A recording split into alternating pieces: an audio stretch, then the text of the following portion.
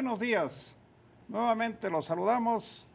Mi compañero Raúl Sánchez Carrillo, Félix Fuentes, su servidor, aquí entre reporteros. Y la semana pasada tuvimos el gusto de tener con nosotros al licenciado Manuel Fabio Beltrones, que la verdad nos dio una cátedra de política y continuamos aquí con él para que nos siga platicando. Por ejemplo, Mario, bienvenido y gracias por estar aquí. Gracias, Félix. Gracias, Raúl. ¿Qué ha pasado con la izquierda? ¿Por qué se derrumbó tanto? ¿Por qué no es el equilibrio, como decía, digamos, Reyes Heroles, entre la izquierda y la derecha? La verdad es que yo identifico a mis amigos de las corrientes de izquierda en los distintos partidos políticos históricamente con gran inestabilidad porque son hombres y mujeres de pensamiento de avanzada, en muchos momentos sin mucha disciplina para poder llevar a cabo una vida partidaria conjunta. Y es así como en algunos partidos incluso tuvieron que distribuirse en tribus, como les dieron a llamar ellos mismos. Que las tribus, al no civilizarse en la disciplina partidaria, pues terminan por extinguirse a sí mismas. Yo confío... Con respeto a las tribus, ¿verdad? yo confío en que este escenario de fragmentación de las izquierdas, que no le conviene a nadie, menos a este país, se resuelva y se resuelva después de las elecciones del 2018. Hay una inquietud cuando dicen, ¿para qué tener 100 diputados plurinominales que se eliminen? Tú hace 10 años lo propusiste. Sí. Y está en el Senado esa iniciativa de ley. Y que fueran 32 senadores menos. Sí. Siguen todos los que son. Sí, ha hecho falta el que los mismos partidos políticos, así como se pusieron de acuerdo en algún momento para tener una Cámara conformada por 500 diputados y 128 senadores, hoy coincidan en la necesidad de disminuirla, pero no simplemente como un tema de carácter como económico financiero, porque nos vamos a ahorrar mucho dinero. Yo creo que a veces el país se ahorra mucho dinero teniéndolos adentro de la Cámara y no teniéndolos en la calle, a varios de ellos. Creo que una Cámara de 200 electos directamente y 200 plurinominales nos daría una Cámara de 400 proporcionalmente equilibrada en diputados. Y en Cámara de Senadores, lo que sale sobrando son los 32 senadores de lista, porque eso va en sentido contrario al espíritu de un Senado que tenga igualdad de representación de cada uno de los estados. Correcto. Como lo recuerda Raúl, tú desde hace 10 años has hecho esta propuesta, que se reduzcan los plurinominales en la Cámara de Diputados y también en el Senado. Pero no sucede. Vemos que son los propios partidos y de todos los tamaños los que dentro del Congreso se oponen sistemáticamente a esa reducción. ¿Por qué? Los partidos políticos han agarrado una zona de confort en la cual se piensa que el juego es a navaja libre. El que gana, gana todo, los que pierden, pierden todo y se dedican a fastidiar al que gana. Esa es la regla del Raúl, juego. Lo decíamos hace 8 días, Sí. son como parcelas que ya tienen y que no quieren soltar. Sí, porque de alguna manera, tanto en los asesores como en los logros políticos de los partidos o de las tribus, nadie está dispuesto, como lo has planteado aquí, a tener una disciplina que permita funcionar a un partido político, pues por decirlo, con un manual que sea respetado, que dé dignidad al político y no el poder por el poder mismo. Sí, claro. Y algo adicional, Raúl, en esto. Los partidos políticos también necesitan en las reglas del juego por el poder ciertos estímulos para poder auspiciar esta disminución de sus representaciones en las cámaras. Y los estímulos, yo creo, perdón por la insistencia, deberían de venir en los temas de los gobiernos de coalición. Insisto, el que gana tiene que invitar a otras fuerzas para construir mayorías en las cámaras que den estabilidad y certeza jurídica. Esos pasos los tenemos que dar. Yo sintetizaría, o hacemos gobiernos de coalición en el futuro o vamos en una ruta cierta de colisión. ruta de colisión choques, desastres. o gobiernos de coalición. Esa es la opción que tenemos con las reglas del juego que no han cambiado, en donde la destrucción del contrario es lo único que supuestamente te da sobrevivencia, cuando lo que deberíamos de buscar es la suma entre quienes piensan distinto, porque eso es el mosaico plural de México, el reconocimiento de que no todos pensamos igual, pero que todos estamos esperando una invitación para aportarle algo a este país. Aquí de lo que se trata es hacer que las cosas buenas sucedan, y solamente se logrará si los partidos políticos entienden a convivir entre sí mismos y a no destruirse uno al otro.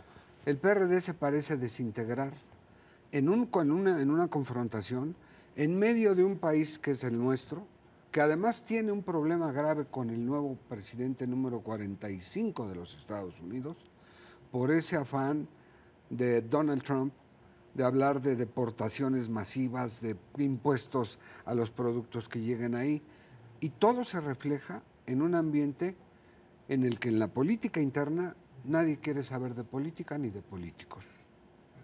Y todos tienen temor, cuando hay que tener temor de esto, de lo de Estados Unidos. Yo creo que no. Hay que tener mucha unidad, mucha perseverancia y paciencia para evitar que un presidente como tan sui generis como el señor Trump pues venga a sacudir de mayor manera nuestra realidad. Él mismo está teniendo controles ya internos a los que no se quería someter y que estoy seguro van a variar o hacer variar en mucho lo que es el medio ambiente político que nos afectó desde el inicio con su llegada, tanto como candidato como después como presidente de los Estados Unidos. Recordemos que estamos hablando no de cualquier presidente.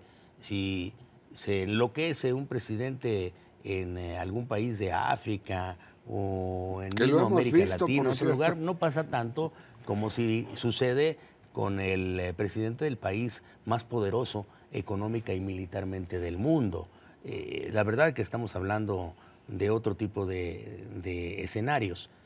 Debemos de confiar no que el tiempo lo vaya a hacer a él recapacitar, sino que la política y la buena política, sobre todo la política internacional, profesional, nos blinde los próximos años de cualquier ocurrencia en los Estados Unidos. Aquí hemos dicho que a lo mejor necesita respuestas también nuestras, de los mexicanos, de nuestro gobierno.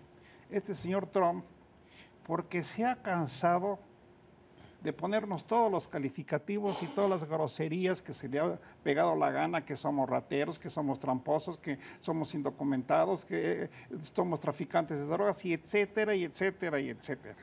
Bueno, llega al grado de ordenar un muro cuya fachada hacia Estados Unidos sea bonito, sea de pintura agradable, y por el lado mexicano sea grotesco, sea feo.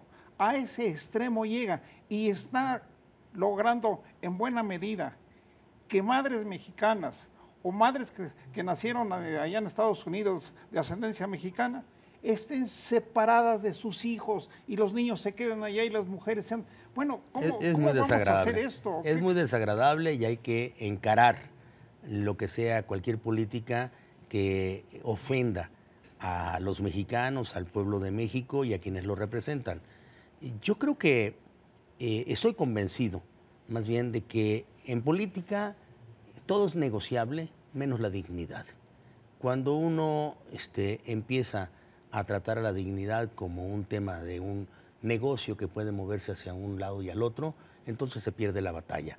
Mientras estemos nosotros unidos alrededor de nuestra dignidad, haciendo planteamientos que se puedan procesar en la circunstancia en la que nos encontramos, seguiremos conservando lo que es nuestra visión en conjunto de esta importante frontera que tenemos con los Estados Unidos.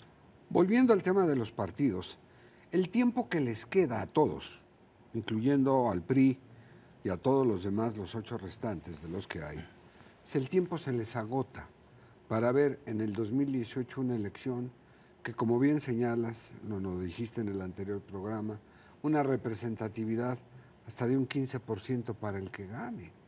Y sería un gobierno que, como los anteriores o los que han antecedido, pues el presidente pone a quien se le da la gana y no siempre son los mejores o conocedores del tema. Lo hemos visto como en otros sexenios y en el que está ahora por terminar. Ahí ha sido necesario relevar de cargos a quienes están en paraestatales o en dependencias de un gran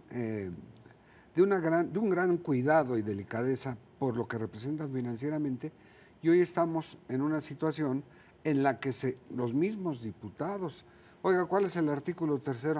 No, pues en este momento no me acuerdo. O sea, damos una impresión. Bueno, aquí otra vez, perdón por meter el ingrediente que es de perseverancia, Félix, de gobiernos de coalición. ¿Qué se necesita para mejorar o modernizar el sistema político mexicano? Estoy seguro que además de la suma de partidos políticos que hagan una mayoría estable, también la ratificación ordenada de los principales puestos políticos, públicos y financieros de este país. Bien. No es posible de que caprichosamente el presidente en turno haga nombramientos que a veces son afortunados y otras veces son de infortunio. Tiene que pasar por una criba de calificación para que no sea, ¿sí?, que el Senado los ratifique como lo hacen en Estados Unidos. En Estados Unidos, más de 1000 puestos importantes son ratificados en el Senado. Hoy en día también aquí en México, algunos de los puestos son ratificados por el Senado. Pero lo que se debe buscar es mejorar la calidad de los gobiernos, que no llegue gente a aprender. Aquí se debe llegar a trabajar con los mejores, porque si este se va a volver un gobierno de aprendices, lo peor que nos puede suceder es que cuando empiezan a aprender ya se van. Y el que sale lastimado y sufriendo es el mismo pueblo de México que no ve las ventajas. Tú lo dijiste cuando Felipe Calderón era presidente, que había integrado un equipo o un gabinete de amiguitos, si no mal recuerdo. Esa fue tu cuates frase. y cuotas. De cuates y cuotas, pero también lo dije del señor Fox, que queriendo interpretar esto, llamó a los headhunters a que hicieran la selección de los miembros de su gabinete, que en realidad muchos de ellos no fueron de headhunter, pues fue decisión del mismo. Lo que hay que quitarle al presidencialismo mexicano son algunas de estas facultades omnímodas, no disminuir el presidencialismo, sino darle más calidad a los gobiernos del presidente.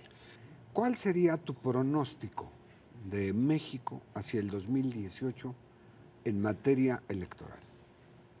Bueno, yo confío enormemente en que el partido político que se acerque al triunfo alcance a entender que ya no se puede gobernar con un solo partido político, sino que se necesita la suma de más fuerzas para darle estabilidad a este país. Pues muy bien, hemos escuchado y visto a un político de verdad. Y esperamos que nos sea la primera y tengamos la oportunidad de verte otra vez y que nos sigas hablando de política. Gracias, Raúl. Al contrario, gracias, Gracias Manlio. a ustedes. De verdad ha sido muy enriquecedor. Y para Entre Reporteros, pues lo esperamos la próxima semana. Félix, gracias. Gracias, Manlio. Gracias, Raúl. Gracias, Félix. Gracias a ustedes.